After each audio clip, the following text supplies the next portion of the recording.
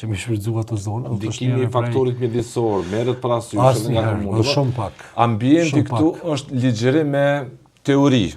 Po, ti e ke pas një mjedis utopik për shkruan gati. për 5 vite e ke pas Ministrinë e Infrastrukturës të fuzionuar me Ministrinë e Mjedisit. Po.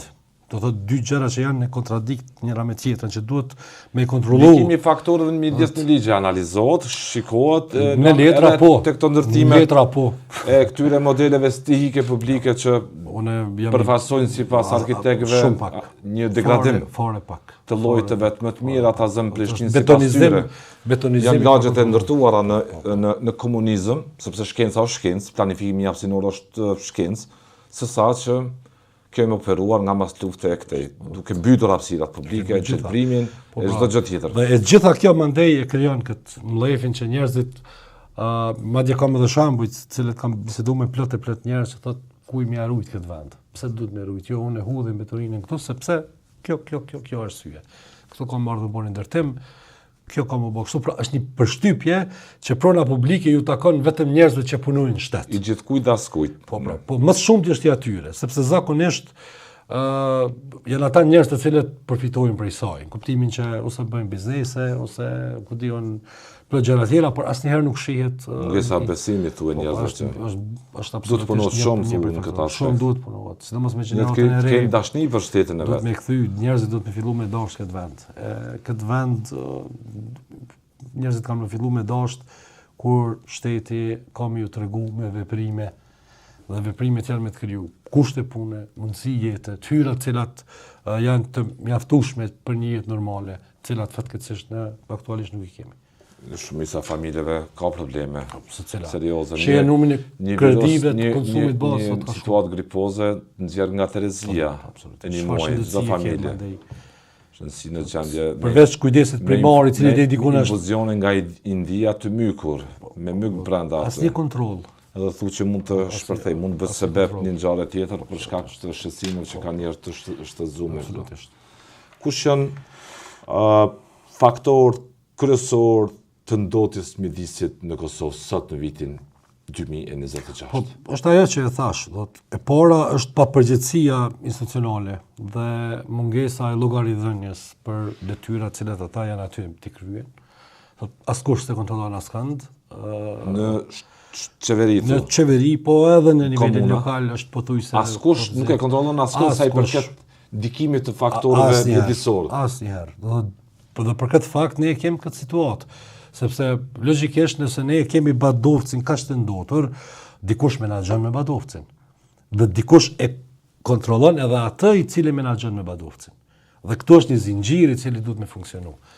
Dhe nëse potencialisht pas ka njerëz të papërgjegjshëm në institucioni tjetër duhet me vepru. Me reagu. Dhe çfarë ndodh këtu? Askush nuk vepron dhe vetëm i shet duke fajsuar njëri tjetrin. Do të mendoj që kjo është njëri prej faktorëve sepse njerëzit shtetëror përballë degradimit mjedisor. Absolutisht. Dhe mandej duke qenë kështu, pas se ligjet në fuqi Hasanaj, gjobat mandatore, gjitha ato që mbase në lirit individuale nuk lihet askund boz zbatimi i ligjit apo jo.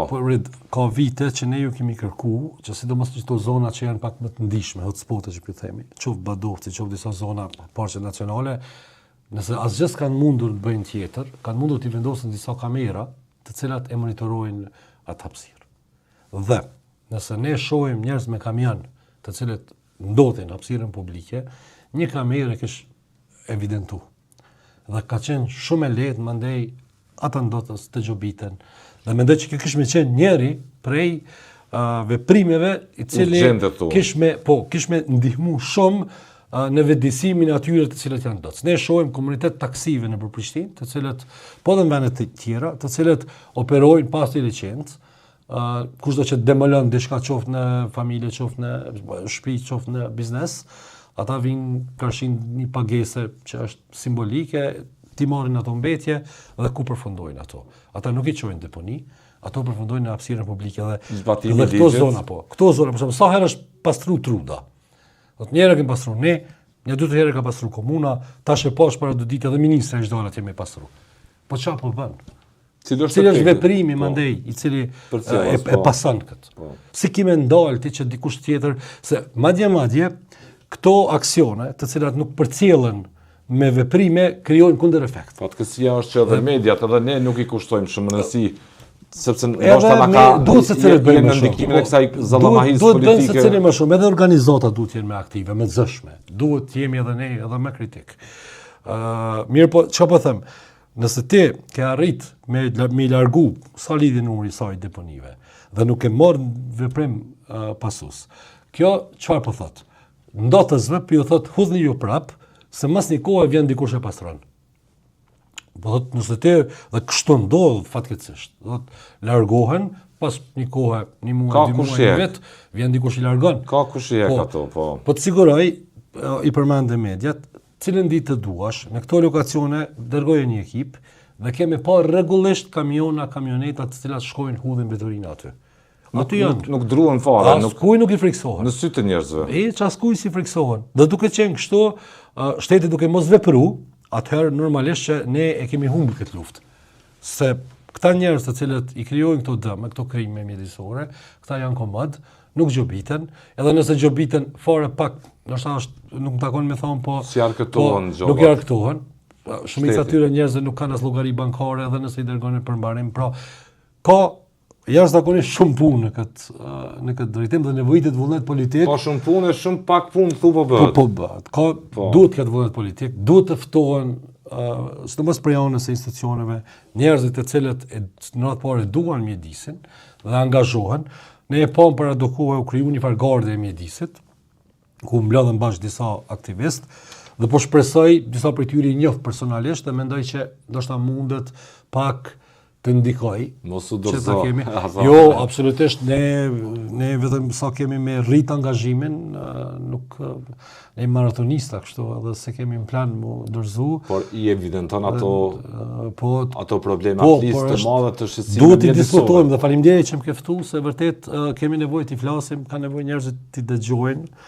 Unë e di që ka njerëz gjithmonë që janë të pozicionuar në atë formë politike sa çfarë do që dikush thot, mendon që e ka prej natë politike, e që në fakt kjo nuk ka të bëj fare me aktivitetin tonë, ne kemi qenë kritik gjithmonë.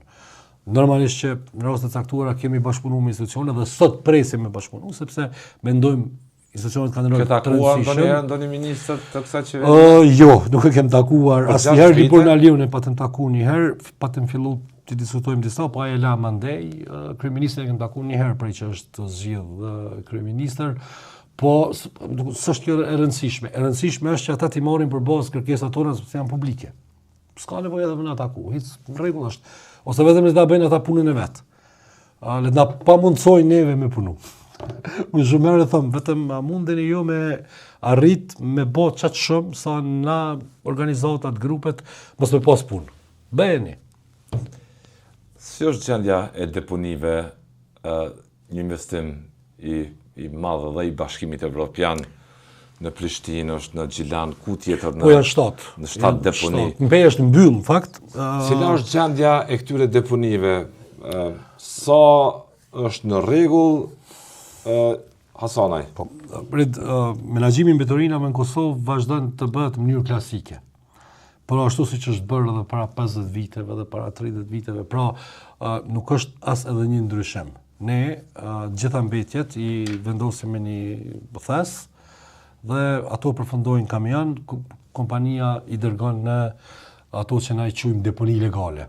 I kemi 7 në secilin rajon i Kosovës e ka të sajën, edhe tani po bëhen shumë vite që aty deponohet, mbeturinat tona groposen, dhe secila prej deponive është një bombë ekologjike në vete. Pse? Pra, aty me vetë faktin që groposet të gjitha mbeturinat, aty zhvillohen procese kimike. Pa u selektu. Pra, dhe aty çfarë ndodh? Aty zhvillohen procese kimike dhe ndodhin 2 gjëra që janë në fakt 3, po 2 që janë shumë të dëmshme. E para bëhet kontaminimi i ujrave nëntoksor, sepse aty lëshohen në burime bujore komplet. Dhe gjitha ujrat nëntoksore, cilat kalojnë afër deponisë. A ja bërë analiza, Luan? Ka analiza, po. Që thonë se? Po, Pikërisht kjo, po s'ka nevojë të bën analizë, se mjafton me shku afër e shef vet. Për shembull, nëse shkojmë në Mirash, e kemi atë liçenin e kaltër të famshëm, i cili ke bërë atraksion disa kohë shkojshin njerëzit me bë fotografi aty, dhe ajo është komplet toksin. Që është e frikshme kjo gjendje. Fiks, në anën tjetër aty lirohen gazra që janë jashtëzakonisht rrezikshëm për shëndetin. Kështu që ato deponi do duhet të ishin mbyllur shumë kohë më përpara. Peja mbylli. Po, peja e ka mbyll, po nuk e di se çfarë po ndodh me të dhe nuk e di se cili është veprimi pasues, sepse edhe pas mbylljes duhet trajtohen. Edhe ajo është një kosto e madhe, po paraprakisht ne duhet që këto lokacione t'i shndrojmë fabrika. Kjo është zgjidhja. Për riciklim. Për riciklim, në secilin prej këtyre deponive, dhe madje ka vite që e kërkojmë. Aty duhet që të bëhen programet ndarjes. Të fillojnë së pari ne në shtëpitë, bizneset tona, ta bëjmë ndarjen, selektimin, dhe mandej ndërmarrje që merren në menaxhim. Praktike çdo vendi. Absolutisht, është shumë e thjeshtë, jam i bindur që secili kish më bë në për shtëpia dhe biznese, madje është goxha një kohë që jem ka i bëjmë për presion komunës Prishtinës ta fillojmë me gastronominë. Absolutisht mund ta bëj. Për shembull, kretë mbetjet ushqimore ne mund të kompostohen dhe të bëhet ple, i cili përdoret mandej qoftë për lule, qoftë për... Riciklimi i mbeturinave në deponi, duke nëpërmjet fabrikës tu. Absolutisht. Prioritet me nëse nuk pas ka kapacitet, toksifikimin e rrezikshëm të 100%. Po, hajde që po themi që këto fabrika kanë kosto, po dhe vërtet kanë. Atë në rregull. Nëse nuk kem kapacitet të bëjmë fabrika, kem kapacitet t'i grumbullojmë. Është ligji për investime strategjike që ka Kosova në fuqi. Po mund të ftojmë investitor jashtë edhe mund ta bëj. Edhe me njerëz tonë të diasporës. A diti që në Kosovë nuk ke investim për ligj për investime strategjike. Është në fuqi. Nuk është në fuqi që prej vitit, nëse s'gaboj 2022-2023. Po, është draftu ligji dhe nuk është aprovu. Jam i sigurt, nuk kemi ligj për investimin strategjik. Kështu folëm taj edhe. Është në kohën e Isa Mustafës kjo. Po, por mandej është ridraftu, ka shku në ridraftim dhe më nuk është tutje. Po mbetet në fuqi i vjetri për sa kohë që nuk e merr formën i parë. Nuk jam i sigurt, duket që është fuqizuar. Nëse në kohën e kryeministit Mustafa ka qenë. Po, hajde që po themi që po kem diasporën lo. Po bra. Kapitalin që edhe rezervatin e matë kapitalit. Diasporën ne fatkeqësisht jo veç blej banesa patundshmëri. Po pra, diasporën vetëm për këto dy gjëra i kemi. I kemi me votu edhe i kemi për me ardhë me blej patundshmëri edhe me ardhë me ngjall ekonominë një 2 muaj. Fuqi blerëse po. Fuqi blerëse. Dhe kjo është shumë gabim, sepse diaspora është resurs jashtëzakonisht i rëndësishëm. Të rezervat një kapitali. Dhe sikur ne të sillim njerëz të diasporës për të investuar, sikur që japshim edhe rol. Për t'i lënë të lirë. Po pra, dhe ata njerëz me ardhmë me praktikat e tyre këtu kishin jashtëzakonisht një zhvillim shumë më mirë. Po natyrisht. Po çfarë po bën shteti juan për ta? Cilën prioritet e ka qeveria? U lyp votën. Përveç që ju lyp votën.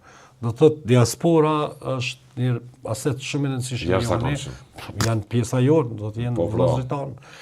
Po në anën tjetër kanë kriju përvoja, janë shkollu jashtë, kanë marrë praktikat jashtëzakonshme, kemë njerëz jashtëzakonisht fuqishëm, edhe në fushën e biznesit, po ata kërkojnë kushte, normalisht në fund ditës ai nuk vjen me investu. Kërkojnë që dikush nga ATK të mos shkoj atje me uniform pushteti dhe cilët me simptomat e një pushteti të këtu në herit. Pikrisht.